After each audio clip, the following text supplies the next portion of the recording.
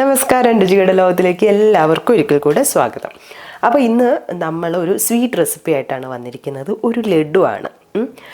അപ്പം നമുക്ക് ഡെയിലി ഒന്നും ഉണ്ടാക്കാൻ പറ്റില്ലെങ്കിലും വല്ലപ്പോഴും ഗസ്റ്റൊക്കെ വരുമ്പോഴും നമുക്ക് എന്തെങ്കിലും ഒരു സ്പെഷ്യൽ ഒക്കേഷനൊക്കെ ഉണ്ടാകുമ്പം എന്തെങ്കിലും ഒരു മധുരമൊക്കെ ഉണ്ടാവുമല്ലോ. ഇപ്പോൾ ഇതാ നമുക്ക് ഗണേശ ചതുർത്ഥിയൊക്കെ വരാൻ പോകുന്നു, അപ്പോൾ സ്വീറ്റൊക്കെ ഉണ്ടാക്കാമല്ലോ. അങ്ങനെ ഉണ്ടാക്കാൻ പറ്റുന്നതാണ്. അപ്പോൾ ഇതിന് വേണ്ട ഇൻഗ്രീഡിയൻസ് എന്താണെന്നൊക്കെ കാണാം.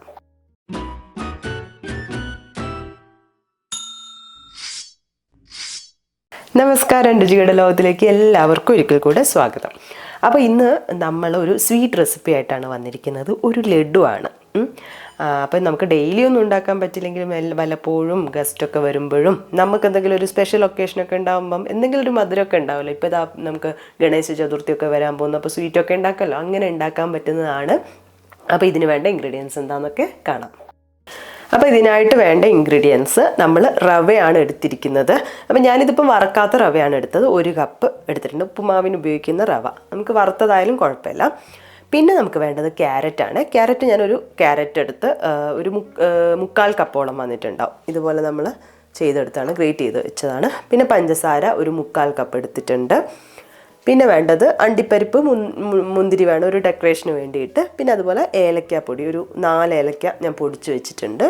അതുപോലെ നമ്മൾ ഇവിടെ 1/2 കപ്പ് പാല് എടുത്ത് വെച്ചിട്ടുണ്ട്. അപ്പോൾ ആവശ്യം നോക്കി നമ്മൾ കുറച്ചായിട്ട് ഒഴിച്ചു കൊടുക്കുകയാണ് ചെയ്യുന്നത്. അതുപോലെ തന്നെ നെയ്യ് വേണം. ഇത്രയും കാര്യങ്ങളാണ് നമുക്ക് വേണ്ടത്. അപ്പോൾ ആദ്യം നമ്മളൊരു പാൻ വെച്ചു. അതിലേക്ക് കുറച്ച് നെയ്യ് ഒഴിച്ചു കൊടുക്കുകയാണ്. ഞാനൊരു 2 ടേബിൾ സ്പൂൺ നെയ്യ് ഒഴിക്കുന്നുണ്ട്.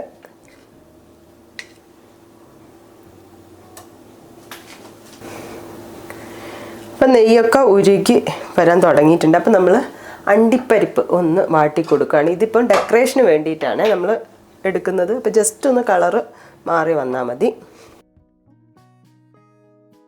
അപ്പോൾ ഇതൊന്ന് കളറ് മാറാൻ തുടങ്ങുമ്പോൾ ഞാൻ മുന്തിരി കൂടെ ഇടുകയാണ്. അപ്പോൾ ഇതാ കളറൊക്കെ മാറി വന്നിട്ട് ഫ്രൈ ആയിട്ട് വന്നിട്ട് അപ്പോൾ നമുക്കിതൊരു പാത്രത്തിലോട്ട് മാറ്റാം.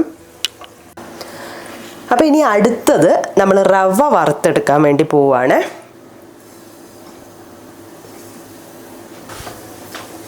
ജസ്റ്റ് ഒന്ന് കളറ് മാറി ആ നെയ്യുടെ കൂടെ ഒന്ന് മൂത്ത് വരുമ്പോൾ ഉണ്ടാവുമല്ലോ, ഒരു മണമൊക്കെ ഒന്ന് മാറാൻ തുടങ്ങും.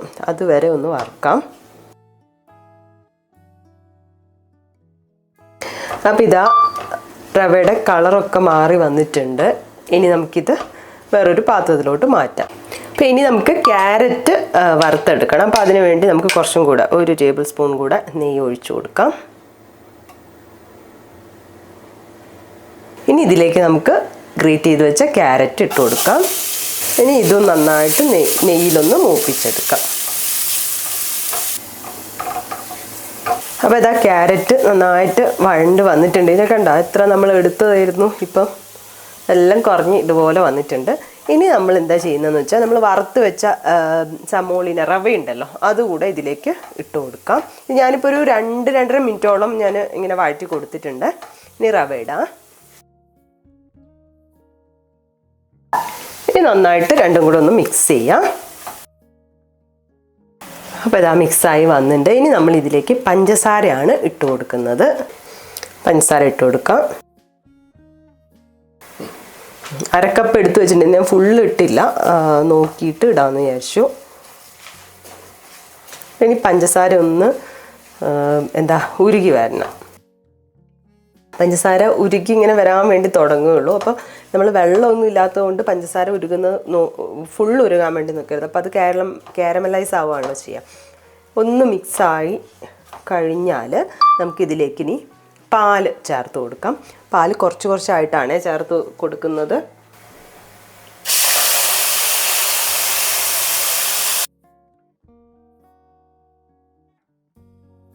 അപ്പോൾ ഇത് ഏകദേശമായിട്ടുണ്ട്. അപ്പോൾ ഇതിൽ കൂടുതൽ ഇനി പാൽ ഒഴിച്ച് കൊടുത്തിട്ടുണ്ടെങ്കിൽ കുറച്ചൊരു ലിക്വിഡാവും. അതുകൊണ്ട് നമ്മൾ ഇതിപ്പം ഓഫ് ചെയ്യാൻ പോവുകയാണ്. അപ്പോൾ ഓഫ് ചെയ്യുന്നതിന് മുമ്പായിട്ട് നമുക്കിതിലേക്ക് ഏലക്ക പൊടിച്ചത് കൂടെ ചേർത്ത് കൊടുക്കാം. ഒന്നുകൂടെ ഒന്ന് മിക്സ് ചെയ്തിട്ട് നമുക്ക് സ്റ്റവ് ഓഫ് ചെയ്യാം. അതിനുശേഷം നമുക്കൊരു പ്ലേറ്റിലോട്ട് മാറ്റിയിട്ട് ഒന്ന് ചൂട് തണിയണം. ചൂട് തണിഞ്ഞിട്ട് നമുക്കൊന്ന് ഉരുട്ടിയെടുക്കാം. ഷേപ്പ് ചെയ്തെടുക്കാനുള്ള ഒരു ചൂടാവുന്ന സമയത്ത് നമുക്ക് അത് ഉരുട്ടിയെടുക്കാം. അപ്പം ഞാൻ സ്റ്റവ് ഓഫ് ചെയ്യാണ്. പ്ലേറ്റിലോട്ട് മാറ്റി കൊടുക്കുകയാണ്.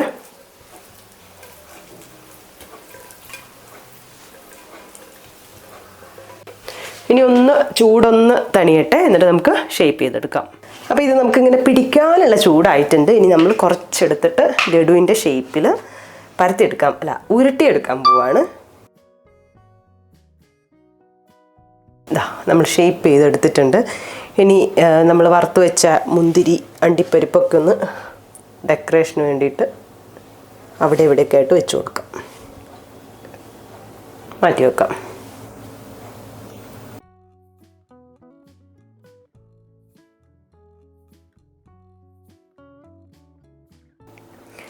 അപ്പോൾ നമ്മുടെ റവ ലഡു റെഡി ആയിട്ടുണ്ട്. റവയും ക്യാരറ്റും വെച്ച് ഉണ്ടാക്കിയ ലഡു റെഡി ആയിട്ടുണ്ട്. മധുരമൊക്കെ നല്ല കറക്റ്റാണ്. അപ്പോൾ എല്ലാവരും ട്രൈ ചെയ്ത് നോക്കുക, കുട്ടികൾക്കൊക്കെ ഇഷ്ടപ്പെടും. ഇടയ്ക്കൊക്കെ ഉണ്ടാക്കാം. 1 കപ്പ് റവയും അതുപോലത്തെ ഒരു 3/4 കപ്പോളം ക്യാരറ്റും നമ്മൾ ഗ്രേറ്റ് ചെയ്തെടുത്തിട്ടുണ്ടായിരുന്നു. ഏതാണ്ട് ഒരു 10-12 ലഡു നമുക്ക് ഉണ്ടാക്കാൻ പറ്റിയിട്ടുണ്ട്. അപ്പം നമ്മൾ ഇത് ഇപ്പോൾ പുറത്ത് വെക്കുകയാണെങ്കിൽ 1 ദിവസം മാക്സിമം അത്രേ പറ്റുള്ളൂ കേട്ടോ. 1-2 ദിവസം 2 ദിവസം വെക്കണ്ട. ഇനിയിപ്പോൾ അങ്ങനെ തോന്നുവാണെങ്കിൽ നിങ്ങൾക്ക് ഫ്രിഡ്ജിൽ വെക്കാം. എന്നാലും കൂടുതൽ ദിവസം ഉപയോഗിക്കാം, അങ്ങനെ വെച്ച് ഉപയോഗിക്കാൻ പറ്റില്ല, കാരണം നമ്മളിതിൽ പാൽ ഉപയോഗിച്ചിട്ടുണ്ട്. അപ്പോൾ എല്ലാവരും ട്രൈ ചെയ്ത് നോക്കുക. ട്രൈ ചെയ്ത് നോക്കി നിങ്ങളുടെ ഫീഡ്ബാക്കൊക്കെ അറിയിക്കുക. പുതിയൊരു വീഡിയോ ആയി കാണാം. അതുവരെ ബൈ.